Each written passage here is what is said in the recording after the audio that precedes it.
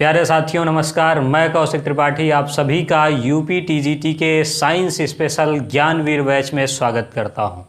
और जैसा कि आप जानते हैं कि हमने लास्ट लेक्चर में एटॉमिक स्ट्रक्चर के बारे में बात की थी, जिसमें हमने बात करी है डाल्टन्स एटॉमिक थ्योरी यानी कि डाल्टन का परमाणुवाद का सिद्धांत और डिस्कवरी ऑफ फंडामेंटल पार्टिकल्स यानी कि इलेक्ट्रॉन, प्रोटॉन और न्यूट्रॉन की खोज के बारे में। और उसके बाद तीसरी बात हमने करी थी जे थॉम्सन के परमाणु मॉडल के बारे में या फिर प्लम-पुडिंग मॉडल के बारे में हमने बात की थी। आज के लेक्चर में हम डिस्कस करने वाले हैं एक बेहद इम्पॉर्टेंट टॉपिक, और वो है रदरफोर्ड अल्फा स्कैटरिंग एक्सपेरिमेंट यानी कि रदरफोर्ड का अल्फा प्रकीर्णन प्रयोग। ये टॉपिक एक इम्पॉर्टेंट टॉपिक है क्योंकि ये आपको मॉडर्न फिजिक्स के अंदर भी देखने के लिए मिलता है और साथ ही साथ केमिस्ट्री के सिलेबस के अंदर है। तो यहाँ से सवाल आना 100% तय है। लास्ट बार भी टीजीटी ने बहुत ही सिंपल सा सवाल 2021 में भी पूछा था, उस सवाल को भी मैं इसी लेक्चर के दौरान करवाने वाला हूँ। तो तैयार हो जाइए, आज की क्लास बेहद खास होने वाली है। अपने कॉपी और पेन यानी कि जो भी हथियार आपने अब तक रखे हैं सबको निकाल लीजिए और आइए शुरुआत करते हैं रदरफोर्ड के अल्फा प्रकीर्णन प्रयोग की। तो आइए शुरू करते हैं रदरफोर्ड अल्फा स्कैटरिंग एक्सपेरिमेंट, मतलब रदरफोर्ड का अल्फा प्रकीर्णन प्रयोग की बात करते हैं। हिंदी में बोलेंगे तो रदरफोर्ड का अल्फा प्रकीर्णन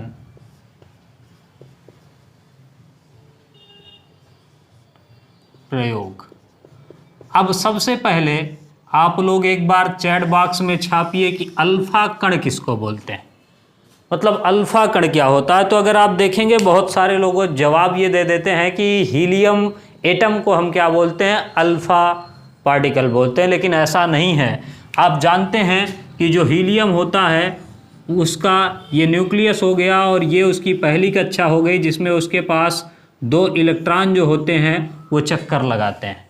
तो अल्फा पार्टिकल का बेसिकली मतलब है कि डबली आयोनाइज्ड हीलियम एटम, यानी कि हमने इस इलेक्ट्रॉन को भी गायब कर दिया और इस इलेक्ट्रॉन को भी गायब कर दिया, तो बचा क्या हमारे पास, सिर्फ और सिर्फ न्यूक्लियस ऑफ हीलियम। क्या बचा, न्यूक्लियस ऑफ हीलियम। तो न्यूक्लियस ऑफ हीलियम को क्या बोलते हैं, अल्फा पार्टिकल, या फिर डबली आयोनाइज्ड हीलियम एटम को क्या बोलते हैं, अल्फा पार्टिकल। तो अगर एटम बोलना है तो डबली आयोनाइज्ड बोलना है, और अगर एटम नहीं बोलना है, सिर्फ हीलियम न्यूक्लियस बोलेंगे, तो वो होगा अल्फा पार्टिकल। तो इसका जो मास होता है, इस पर जो चार्ज होगा Q ऑफ अल्फा पार्टिकल जो हो जाएगा वो 3.2 × 10⁻⁻19, चूँकि 2 प्रोटॉन है इसके पास और एक प्रोटॉन का आवेश 1.6 × 10⁻⁻19 होता है। तो 2 से मल्टीप्लाई करवा देंगे तो इतने कूलाम का चार्ज हो जाएगा। अगर इसके मास की बात करेंगे यानी कि mass of alpha particle, this is equal to 4 × mass of proton, यानी कि 4 प्रोटॉन के मास के बराबर होता है। और एक प्रोटॉन का मास होता है 1.67 × 10⁻27 kg, और इसमें 4 से आप क्या करवा देंगे, मल्टीप्लाई करवा देंगे। तो 4 सते 28, 4 छंग 24, 2 26 और 4 एकम 4 2 6, 6.68 × 10⁻27 किलोग्राम ये आ जाएगा आपका। ठीक है, तो हमने अल्फा पार्टिकल के बारे में विशेष रूप से बात कर ली कि अल्फा जो पार्टिकल होगा उस पर ये चार्ज होगा और ये उसका मास होगा। अब जो रदरफोर्ड थे उन्होंने क्या किया, अल्फा स्कैटरिंग एक्सपेरिमेंट किया। तो इन्होंने क्या किया, एक अल्फा कण का सोर्स लिया,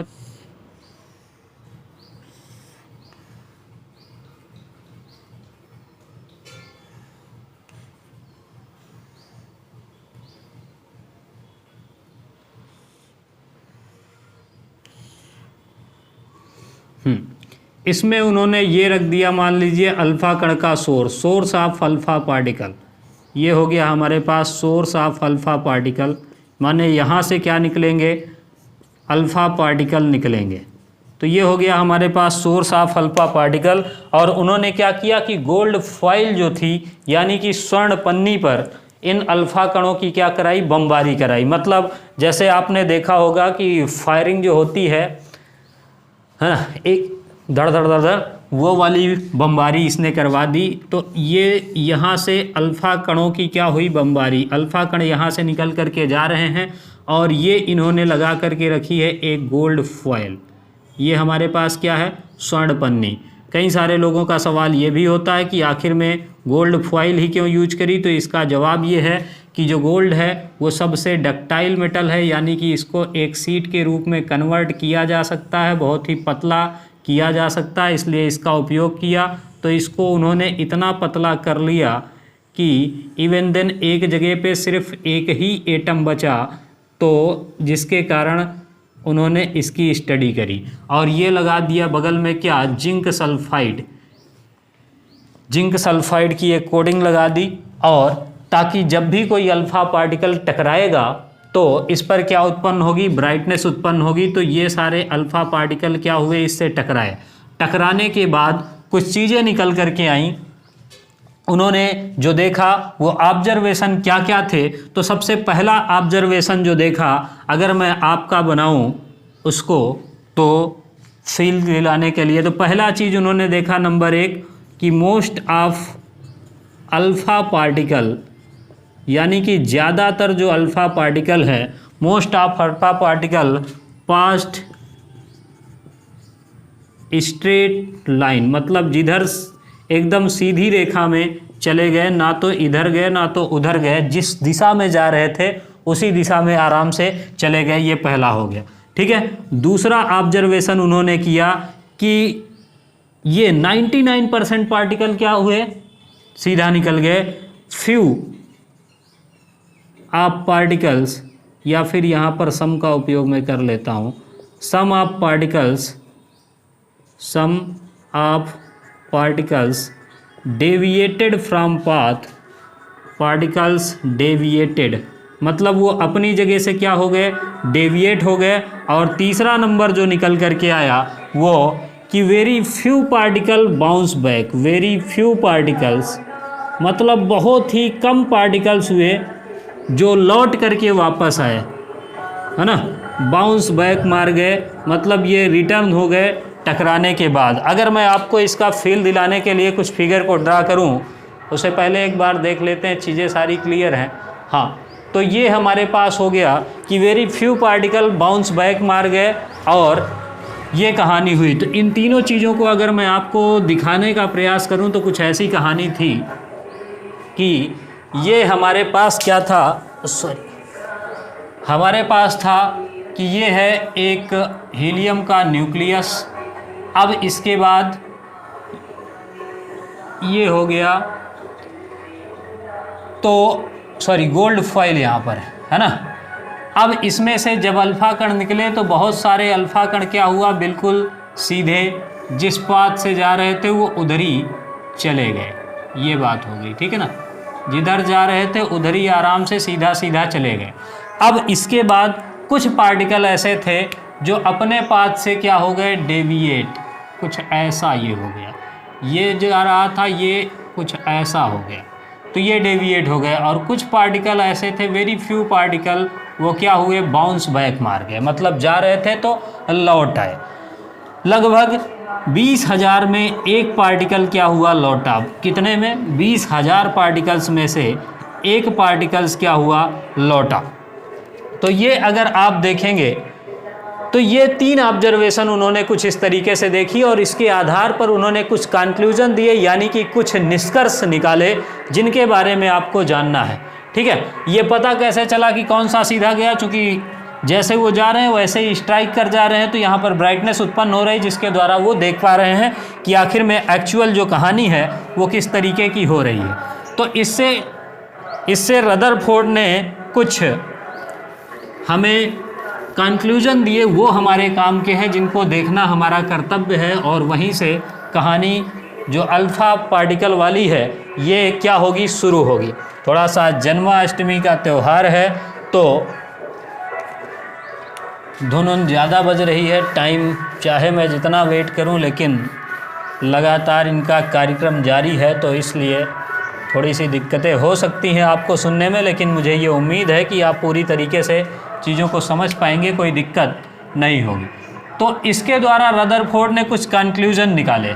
क्या निकाले? कंक्लूजन, या तो फिर इसी को आप बोल सकते हैं कि रदरफोर्ड का न्यूक्लियर कॉन्सेप्ट, ठीक है ना, ठीक है। तो सबसे पहली बात जो बताई रदरफोर्ड ने वो ये बताई, चूँकि देखिए आप 99% पार्टिकल क्या हुए, सीधे चले गए, और जब 99% पार्टिकल सीधे चले गए तो पहला कंक्लूजन उन्होंने दिया, तो पहला कंक्लूजन रदरफोर्ड ने दिया कि मोस्ट ऑफ द स्पेस, जो ज़्यादातर स्थान है इस इम्पटी, वो क्या है? खाली है। मतलब परमाणु के अंदर का जो ज़्यादातर स्थान है वो क्या है? खाली है। ज़्यादातर स्थान क्या है? खाली है। और नंबर दूसरी जो बात करी उन्होंने वो ये करी, the atom is consist of positive nuclear charge, ठीक है। तो जो एटम है उसके पास क्या है? पॉजिटिव चार्ज न्यूक्लियस है। Atom consist of positive nuclear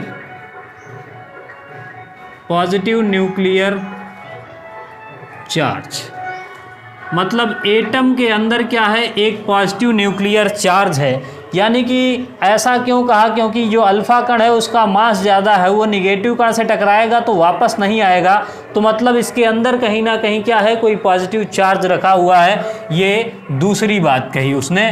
फिर जो तीसरी बात कही कि जो टोटल पॉजिटिव और टोटल निगेटिव है वो दोनों क्या है? बराबर है। टोटल निगेटिव चार्ज बराबर है टोटल पॉजिटिव चार्ज के। खैर ये बात तो प्लम पडिंग मॉडल में थॉमसन ने भी कही थी, तो इसीलिए जो पूरा एटम है वो क्या होता है? न्यूट्रलाइज्ड होता है, मतलब उदासीन होता है। यानी कि इन दोनों की संख्या क्या है?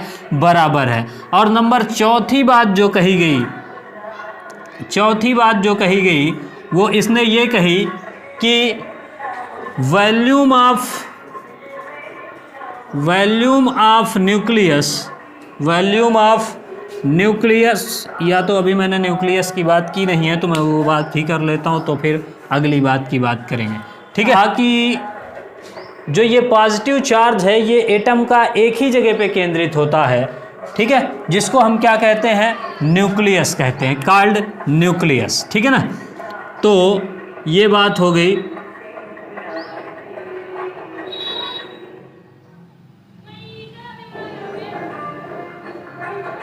ठीक है, तो atom consist of positive nuclear charge, जिसको इन्होंने क्या कह दिया? न्यूक्लियस कह दिया। क्या कह दिया? इसको नाभिक कहा। ये बात आप याद रखेंगे कि एटम में एक जगह पर जो धनावेश होता है वो एकत्रित होता है, और उसको किसका नाम दिया गया? नाभिक का नाम दे दिया गया। फिर इसके बाद इसने अगली बात कही कि the electrons are revolved around the nucleus, the electrons are revolved around nucleus in circular path, around nucleus in circular path। आप सोच करके देखिए मेरे, एक बात आप एक बार जरा सा सोच करके अपने आप देखिए। मान लीजिए ये एक्सपेरिमेंट आप ही कर रहे हैं, रदरफोर्ड की जगह आपने ली है, तो आप ये कैसे बता सकते हैं? ठीक है, आपने ये कह दिया कि पॉजिटिव से पॉजिटिव रिपेल हुआ तो उधर की तरफ चला गया, तो मतलब यहाँ पर कोई पॉजिटिव चार्ज रहा, ये लड़ा, बाउंस बैक हुआ, इधर की तरफ टकरा करके वापस आ गया तो भी पॉजिटिव चार्ज रहा, ये भी बात मान ली गई। लेकिन एटम के अराउंड में इलेक्ट्रॉन्स जो है वो न्यूक्लियस के अराउंड में रिवॉल्व कर रहे हैं, घूम रहे हैं, ये बात उसने कैसे बोल दी? तो ये बात आपको बतानी है कि आखिर में उसने ऐसा क्या सोचा होगा कि जो ये है, ये घूम रहे हैं इलेक्ट्रॉन, ये कॉन्सेप्ट कहाँ से लाया होगा। तो आप देखिएगा क्या होता है कि अगर ये दोनों ये पॉजिटिव चार्ज है और ये निगेटिव चार्ज है, अगर एक दूसरे को अट्रैक्ट करेंगे तो ये इसको क्या कर लेगा, खींच लेगा, क्योंकि इसका मास क्या है, ज़्यादा है।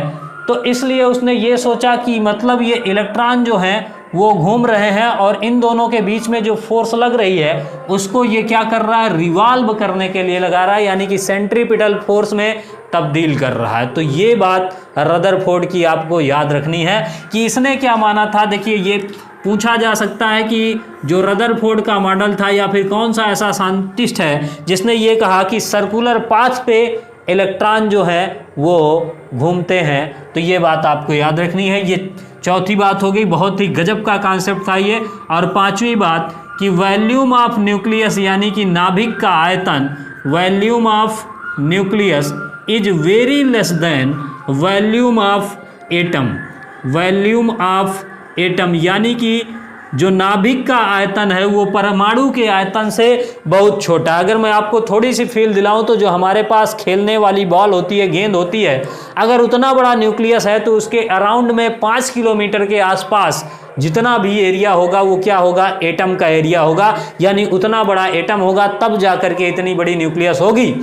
अब अगर इतनी छोटी सी न्यूक्लियस है तो उसका आयतन भी क्या होगा, छोटा होगा, किसके कंपैरिजन में, न्यूक्लियस के एटम के कंपैरिजन में।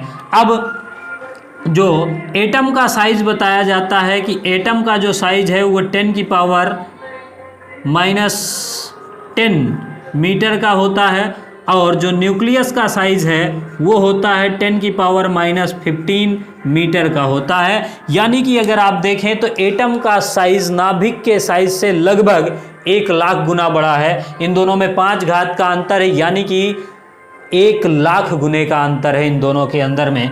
तो जो वॉल्यूम है किसका, न्यूक्लियस का, वो एटम के वॉल्यूम से बहुत छोटा है। ये 4-5 बातें जो हैं वो बताई गई हैं। ये सवाल भी पूछा गया है कि नाभिक की त्रिज्या कितने कोटि की होती है, तो आपको याद रखना है कि फेम्टोमीटर या फिर फर्मी की होती है, 10 की घात -15 मीटर कोटि की होती है।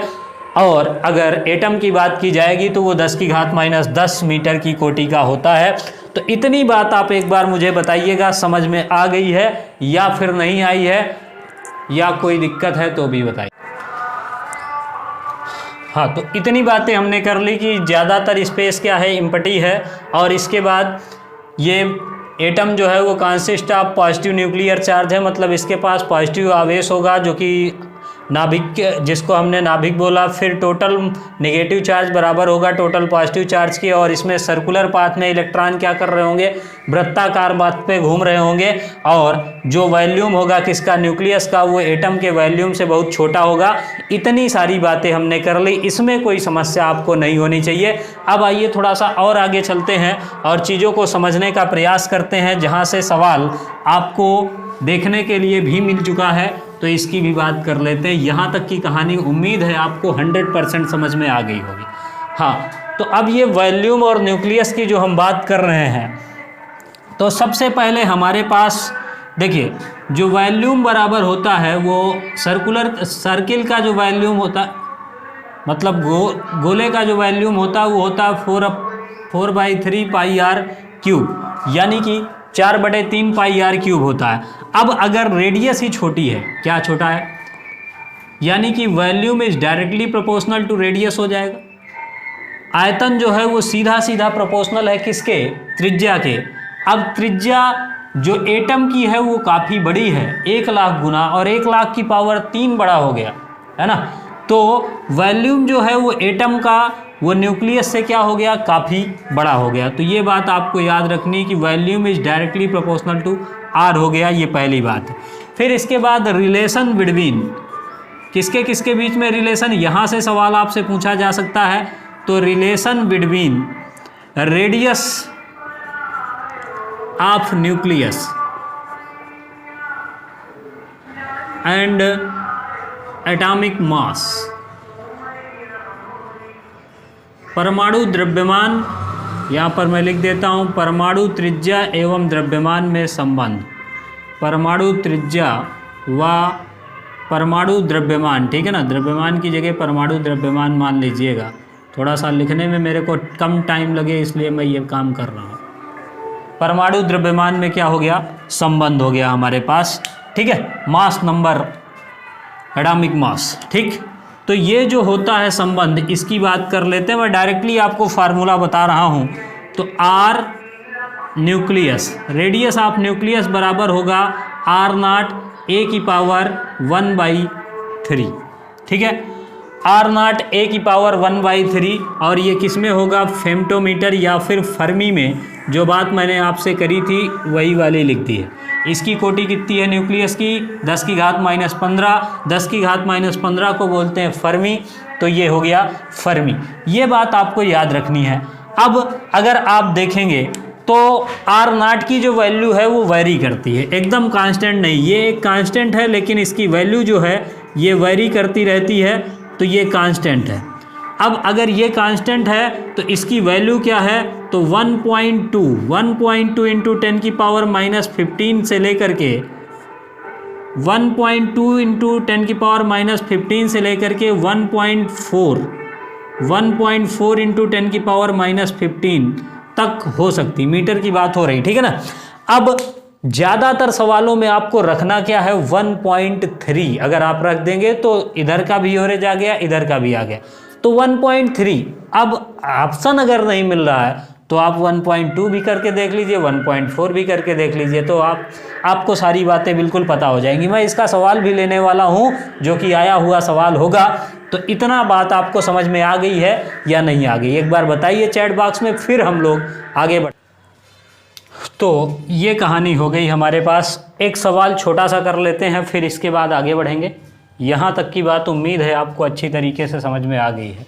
तो सवाल है मेरा आपसे कि उसका रेडियस बताइए जिसका एटॉमिक मास नंबर 27 है। उस एटम की या फिर हाँ उस न्यूक्लियस की रेडियस बताइए। तो अब एक सवाल कर लेते हैं और उसके बाद आगे बढ़ेंगे। तो मैंने आपको अभी फार्मूला बताया है कि आर ऑफ न्यूक्लियस बराबर होगा आर नॉट ए की पावर 1/3। ये बात आप जान चुके हैं। अब मान लीजिए आपसे कहा गया कि उस न्यूक्लियस की रेडियस को बताइए जिसमें ए बराबर है वो 27 है, मतलब जिसका मास नंबर 27 है। कमेंट कीजिएगा ऐसा कौन सा एटम है जिसका मास नंबर यानी कि द्रव्यमान संख्या जिसकी 27 है, कमेंट कीजिएगा, इंतज़ार है आपके जवाब का। तो आर न्यूक्लियस बराबर आर नॉट ए की पावर 1/3 हो गया। तो अगर आप देखेंगे तो इसकी न्यूक्लियस क्या आ जाएगी, तो आर न्यूक्लियस बराबर आर नॉट, मैंने अभी कहा था 1.2 से 1.4 के बीच कुछ भी रख सकते हैं, तो इवन देन मैंने 1.2 रख दिया। 1.2 इंटू इसकी पावर है कितनी, 27, तो 27 की पावर 1/3 और फिर इसके बाद 10 की पावर -15 भी आप चाहें तो रख लें, या फिर FM लगा दें, वो अलग बात है। और ये करेंगे तो मीटर ही लगाएंगे, ठीक है। तो 1.2 इंटू ये हो जाएगा 3 की पावर 3 और इसकी पावर 1/3, घात पर घात दोनों का गुणा होगा तो ये कहानी कैंसिल हो जाएगी। और इधर बचा 10 की पावर -15, तो 1.32 में 3 से गुणा कराएंगे तो 3.6 इंटू 10 की पावर -15 मीटर लिख सकते हैं, या फिर 3.6 फेम्टोमीटर लिख सकते हैं, या फर्मी भी बोल सकते हैं। तो इस तरीके से ये आपका एक छोटा सा सवाल जिसका प्रारूप मैंने करके दिखाया। हो सकता है 1.2 में आपका ऑप्शन ना मिले, चूँकि जब मैं पिछली बार TGT के बैच में पढ़ा रहा था तो किसी ने कहा क्या ये वैल्यू हमेशा फिक्स है, तो इसीलिए मैंने उसको करेक्ट करके दोनों बातें बताई हैं कि 1.2 से 1.4 तक की कोई भी वैल्यू हो सकती है। तो अप्रॉक्सीमेशन के लिए आप 1.3 रखें। वैसे यहाँ पर मेरे पास ना तो कोई ऑप्शन था, कुछ भी नहीं है, तो मैंने अपना 1.2 से ही काम चला लिया। 1.3 भी कर सकता था, तो इतने आप तो खैर समझदार ही हैं। अब देखिए हमारे पास क्या आता है, तो ए क्या है यहाँ पर आप जान सकते हैं कि ए क्या होगा, ये है मास नंबर। वैसे हम लोग कुछ बाद में बात करने वाले हैं, समस्थानिक, संभारिक, द्रव्यमान संख्या, परमाणु क्रमांक, इन सारी चीज़ों की बात भी हम लोग करने वाले हैं, तो आपको कोई दिक्कत नहीं होगी। लेकिन इतना तो मैं मान ही सकता हूँ कि आपको ये चीज़ें तो कन्फर्मली क्लियर हो ही गई। अब देखिए अभी हमने देखा क्या था कि एटम जो है वो क्लोजेस्ट अप्रोच से क्या हो रहा था, लौट रहा था। उसको भी देखेंगे। लेकिन उससे पहले drawback of Rutherford model, Rutherford model की कुछ कमियों को देख लेते हैं, जिन कमियों के कारण इनका भी मॉडल फेल हुआ। ये मॉडल अपने आप में बहुत ही अच्छा रहा, काफ़ी दिनों तक ये चला। अब जो इसका ड्रॉबैक है, यानी कि कमियां जो निकल करके आई, हर एक इंसान में कमियां होती हैं, चांद पर भी दाग दिखाई देते हैं, तो यहाँ पर भी दिखाई दे रहे हैं, ठीक है। अब जो रदरफोर्ड ने एक बात बोली थी, जो मैंने चौथे पॉइंट पर उसको मार्क भी करवाया था, कि इलेक्ट्रॉन जो होते हैं वो न्यूक्लियस के अराउंड चारों ओर क्या करते हैं, घूमते रहते हैं सर्कुलर पाथ में। ये बात आप जानते हैं, है ना। तो ये हो गया न्यूक्लियस, और इसके अराउंड इसमें इलेक्ट्रॉन जो है वो क्या कर रहे हैं, चक्कर लगा रहे हैं। अब कुछ दिनों के बाद आए मैक्सवेल। कौन आया, मैक्सवेल। मैक्सवेल नाम के एक व्यक्ति आए और उन्होंने ये कहा कि अगर कोई चार्ज पार्टिकल, कौन सा, कोई भी चार्ज पार्टिकल अगर घूम रहा है और उसकी वेलोसिटी जो है वो चेंज हो रही, यानी कि एक्सीलरेटेड मोशन कर रहा है, तो वो क्या करेगा, एनर्जी को एमिट करेगा। क्या करेगा, एनर्जी को एमिट करेगा। थोड़ा सा मैंने अब आइडिया दे दिया आपको मैक्सवेल का, कि उसकी जो थ्योरी क्या थी वो क्या थी। तो उसने ये कहा कि चार्ज पार्टिकल अगर एक्सीलरेटेड मोशन करेगा तो वो एनर्जी इमिट करेगा, ऊर्जा का उत्सर्जन करेगा त्वरित गति में। तो आप बताइए, जब भी इलेक्ट्रॉन घूमेगा तो इसका जो वेलोसिटी है वो हर एक पॉइंट पर क्या होगी, अलग होगी। चूंकि परिमाण सेम भले ही रहे, लेकिन डायरेक्शन क्या होगा, हर जगह के बदल जा रही। डायरेक्शन बदलेगी तो मतलब चेंज इन वेलोसिटी हो रहा है, और चेंज इन वेलोसिटी है तो मतलब वेग में परिवर्तन है, तो मतलब त्वरण है। तो यहाँ पर जो इलेक्ट्रॉन है वो त्वरित गति कर रहा है। वो क्या कर रहा है, त्वरित गति कर रहा है। अब अगर इलेक्ट्रॉन जो है वो त्वरित गति कर रहा है तो इसको क्या करना चाहिए, ऊर्जा का उत्सर्जन करना चाहिए। क्या करना चाहिए, ऊर्जा का उत्सर्जन करना चाहिए। और अगर इलेक्ट्रॉन ऊर्जा का उत्सर्जन करेगा तो ये घूमता घूमता इलेक्ट्रॉन धीरे धीरे इसकी एनर्जी लॉस होगी, और ये इलेक्ट्रॉन जो है वो कहाँ चला जाएगा, न्यूक्लियस के अंदर चला जाएगा, और एटम जो है वो डिस्ट्रॉय हो जाएगा, बर्बाद हो जाएगा। यानी कि जो इसकी पहली कमी थी कि ये एटम की स्टेबिलिटी को एक्सप्लेन नहीं कर पाया, ठीक है ना। परमाणु के स्थायित्व को नहीं समझा पाया। This can not explain stability of atom, ठीक है। और उसका कारण कौन था, चूंकि जो मैक्सवेल की थ्योरी थी वो भी सही थी, तो इस कारण से ये एक इसके फेलियर का कारण बना। और दूसरा नंबर, ये जो रदरफोर्ड का एटॉमिक मॉडल है ये लाइन स्पेक्ट्रम की व्याख्या को नहीं कर पाया। अब बताइए आप में से कि स्पेक्ट्रम क्या होता है। तो जिस तरीके से हमारे पास जो है आधार कार्ड में हमने फिंगरप्रिंट दिए हैं, ये फिंगरप्रिंट किसी से मैच नहीं करते, इसी तरीके से हर एक एटम का अपना अपना आधार कार्ड है सॉरी मजाक के लिए है, मतलब उसकी अपनी एक अलग पहचान है कि वो एक विशेष तरीके की स्पेक्ट्रम यानी कि विकिरण को निकालता है, उत्सर्जित करता है। तो जो डिस्क्रीट स्पेक्ट्रम है उनको ये बता नहीं पाया था। मतलब अगर इसमें मान लीजिए हमने क्या भर लिया, कोई भी गैस भर ली, हाइड्रोजन मान लीजिए, हीलियम मान लीजिए, कुछ भी मान लीजिए, और इसमें से हम व्हाइट लाइट को पास कराएं, क्या करवाएं, व्हाइट लाइट को पास कराएं। मान लो हाइड्रोजन भरा हमने, इससे व्हाइट लाइट को पास करवाया और इधर पर्दा लगाया तो देखा इधर वायलेट कलर काफ़ी आ रहा है ना। फिर इसके बाद ब्लू कलर थोड़ा सा आ रहा है, थोड़ा बहुत येलो भी आ गया, बाकी सारे क्या हो गए, एब्सेंट हो गए।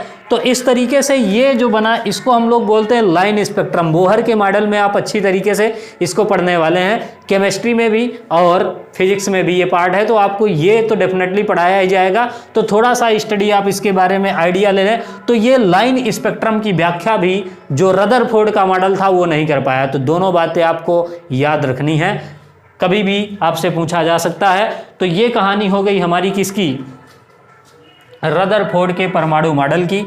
अब इसके बाद एक सवाल जो बहुत ही बेहतरीन सा सवाल है उसको आपको करके ही जाना है, क्योंकि हो सकता है मेरे ख्याल से अब की बार ऐसा सवाल आने की प्रबल संभावना है और बहुत ही अच्छा सवाल है, इसलिए आपके लिए वो ज़रूरी भी है मेरे हिसाब से तो आप उसको ज़रूर देखें, ठीक है ना।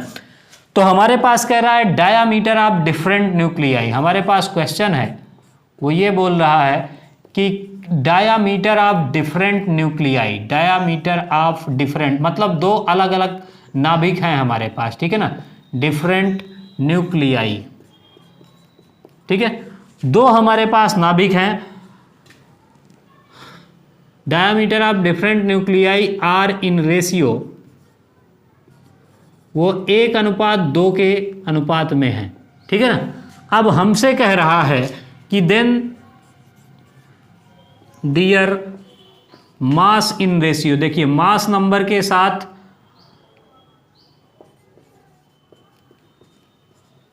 मैंने आपको रिलेशन बताया है रेडियस ऑफ न्यूक्लियाई का, और यहां पर क्या दिया है, डायामीटर दिया है।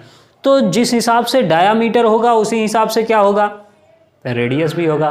दोनों बातें सेम ही है। जैसे सोचिए दो न्यूक्लियस हैं, इसकी जो रेडियस है वो मान लीजिए 2 मीटर है, तो इसका डायामीटर कितना हो जाएगा, 4। ये दूसरा है, इसकी रेडियस है 3 मीटर है, तो इसका डायामीटर 6, यानी कि 4 6 रखें चाहे 2 3 रखें, बात दोनों सेम ही होगी। तो डायामीटर बोले या फिर रेडियस बोले, दोनों की बातें सेम ही है, इनको काटने के बाद वही आएगा, है ना। तो अब हमारे पास मैं आपको ऑप्शन भी इसमें प्रोवाइड कर देता हूँ, 1:2, 3:1 होगा, या फिर 1:8 होगा, या फिर 1:4 होगा। बताइए, हल करने का प्रयास कीजिए। तो देखिए मैंने आपको बताया था अभी कि R बराबर R0 A की पावर 1/3।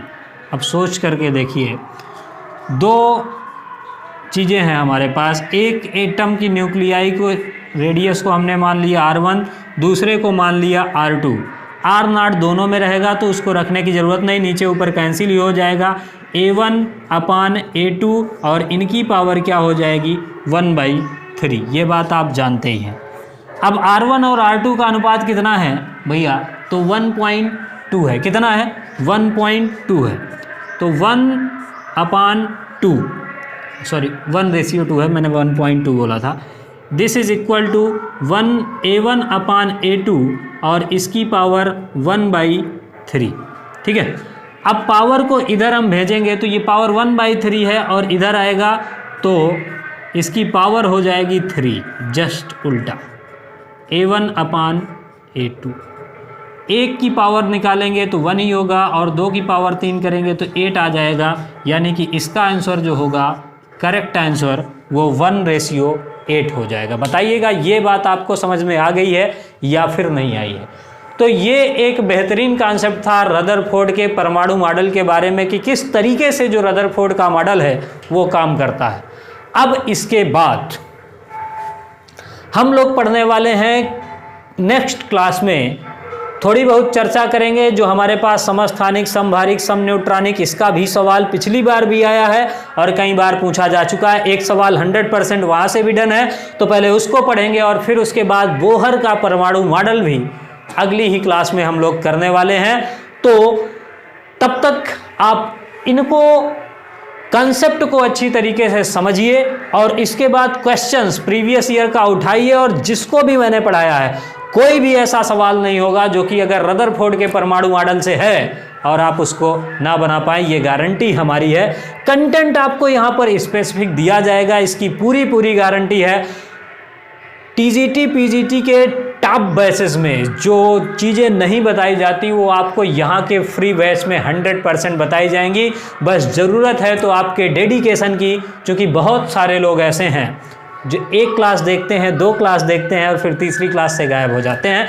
लेकिन मैं पूरा एक कंटेंट आपको अच्छी तरीके से पढ़ाऊँगा, और 100% आपके सिलेक्शन तक, आपकी तैयारी में ये चैनल योगदान देने वाला है। इसलिए अगर आप चाहते हैं कि आपकी प्रगति हो और हमारी प्रगति हो, तो इस वीडियो को अपने दोस्तों के साथ शेयर करें, चैनल को सब्सक्राइब करें और वीडियो को लाइक करना ना भूलें। धन्यवाद।